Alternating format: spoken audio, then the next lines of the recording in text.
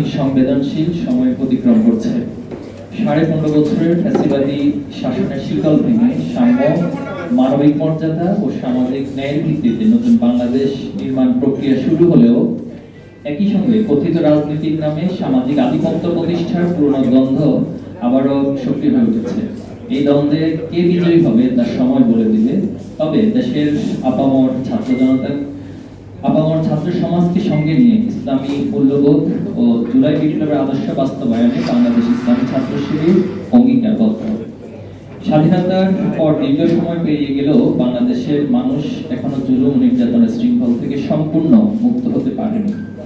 এ কারণে এই মাটিতে বারবার আন্দোলন ও বিপ্লবের স্ফোরণ ঘটেছে। হাজারো তরুণ প্রাণ দিয়েছে একটি বৈষম্যহীন নতুন বাংলাদেশ গড়ার স্বপ্নে। তাদের সেই স্বপ্ন ও সংগ্রামের ধারাবাহিকতায় জুলাই বিপ্লবের মাধ্যমে দেশের রাজনৈতিক ইতিহাসে নতুন জাগরণের অধ্যায় সূচিত হয়েছে। এই বিপ্লবী 15.5 বছরের গড়ে ওঠা ফ্যাসিবাদী কাঠামোর পতন ঘটিয়ে নতুন বাংলাদেশের ভিত্তি স্থাপন করেছে। এই প্রক্রিয়ার প্রথম ধাপ হিসেবে ছাত্র রাজনীতির সংস্কার শুরু হয়েছে। ঢাকা বিশ্ববিদ্যালয়, জাহাঙ্গীরনগর বিশ্ববিদ্যালয়, চট্টগ্রাম বিশ্ববিদ্যালয় ও রাজশাহী বিশ্ববিদ্যালয়ের সফলভাবে ছাত্র সংসদ নির্বাচন সম্পন্ন হয়েছে, যার মাধ্যমে শিক্ষার্থীরা তাদের জন্য সৎ, যোগ্য, দক্ষ, আদর্শ ও দেশপ্রেমিক নেতৃত্ব নির্বাচন করতে পেরেছে আলহামদুলিল্লাহ। অন্যান্য বিশ্ববিদ্যালয় ছাত্র সংসদ নির্বাচন প্রক্রিয়া চলছে। আমরা আশা করি প্রশাসন ধারাবাহিকভাবে বিশ্ববিদ্যালয়, মেডিকেল ও অন্যান্য প্রতিষ্ঠানে নির্বাচনের আয়োজনে কার্যকর পদক্ষেপ গ্রহণ করবে। এটি নিঃসন্দেহে অভ্যুত্থান পরবর্তী রাজনৈতিক সংস্কারের প্রথম সোপান।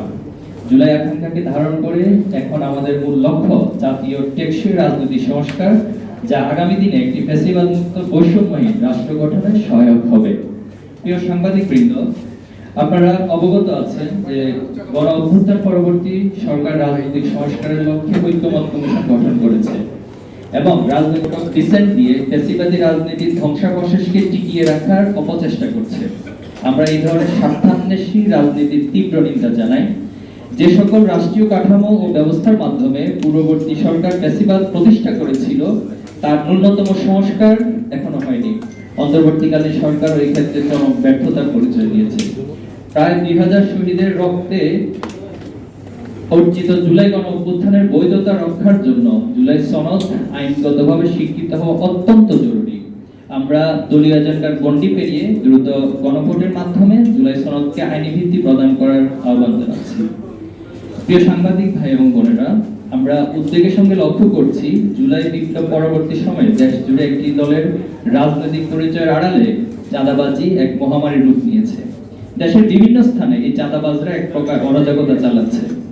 এরই মধ্যে পুরান ঢাকায় চাঁদা না পেয়ে ব্যবসায়ী সোহাগকে পাথর মেরে হত্যার ঘটনা গোটা জাতিকে নতুন করে ভাবতে শিখিয়েছে। কিন্তু দুঃখের বিষয় এই যে এই দলীয় চাঁদাবাজদের বিরুদ্ধে আইন শৃঙ্খলা বাহিনী কার্যকর ব্যবস্থা গ্রহণে ব্যর্থ হচ্ছে। অনেক ক্ষেত্রে চাঁদাবাজদের গ্রেফতার করা হলেও একই রাজনৈতিক দলের কর্মীরা থানায় চাপ প্রয়োগ কিংবা মব সৃষ্টি করে তাদের ছাড়িয়ে নিচ্ছে। এটি আইনের শাসনকে প্রশ্নবিদ্ধ করছে এবং সরকারের সক্ষমতা নিয়ে জনগণের মধ্যে সন্দেহ তৈরি করছে।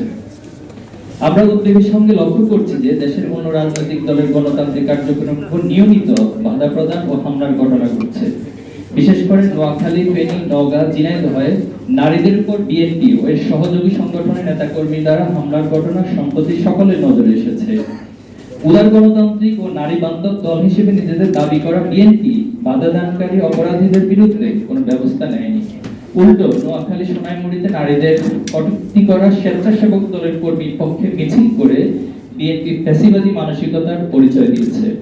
এমন আচরণ অগণতান্ত্রিক, ন্যাক্কারজনক, নারীদের প্রতি চরম মানহানিক রাজনৈতিক অবস্থানের বহিঃপ্রকাশ। দুঃখজনকভাবে এসব হামলার সাথে জড়িত কোনো অপরাধীদের বিরুদ্ধে সরকার ব্যবস্থা নিতে ব্যর্থ হয়েছে।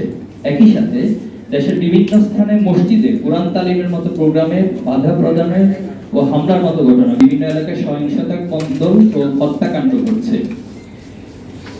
এমন পরিস্থিতিতে আসন্ন জাতীয় সংসদ নির্বাচনের জন্য হুমকি স্বরূপ আমরা এই সকল ঘটনার তীব্র উদ্বেগ প্রকাশ করছি। সেই সাথে আমরা দেশের শান্তি স্থিতিশীলতা বজায় রাখতে সকল সন্ত্রাসী, চাঁদাবাজ, সকল রাজনৈতিক দুর্বৃত্তদের বিরুদ্ধে কঠোর ব্যবস্থা নেওয়ার আহ্বান জানাচ্ছি। প্রিয় সাংবাদিক বন্ধুগণ, হাসিনার আজ্ঞাবহ প্রচার যন্ত্রে পরিণত হয়েছিল। জুলাই বিপ্লব পরবর্তী আমাদের প্রত্যাশা ছিল সকল গণমাধ্যম স্বাধীন আচরণ করে জনগণের আকাঙ্ক্ষার প্রতিফলন ঘটাবে। কিন্তু দুঃখজনকভাবে গণমাধ্যমের এক পেশে আচরণ এখনো যায়নি। কিছু কিছু গণমাধ্যম নিরপেক্ষতার পরিচয় দিতে ব্যর্থ হচ্ছে।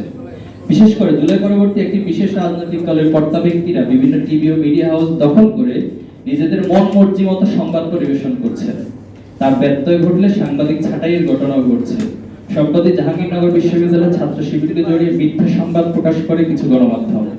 সেটার সত্যতা তুলে ধরে ছাত্র শিবির প্রেস বিজ্ঞপ্তি দেয় এবং সেই প্রেস বিজ্ঞপ্তি প্রকাশ করে নিউজ করার কারণে একটি বেসরকারি টেলিভিশন চ্যানেল দুজন সাংবাদিককে ছাঁটাইয়ের মতো ঘটনা ঘটেছে। এমন আচরণ ফ্যাসিবাদী মানসিকতার বহিঃপ্রকাশ।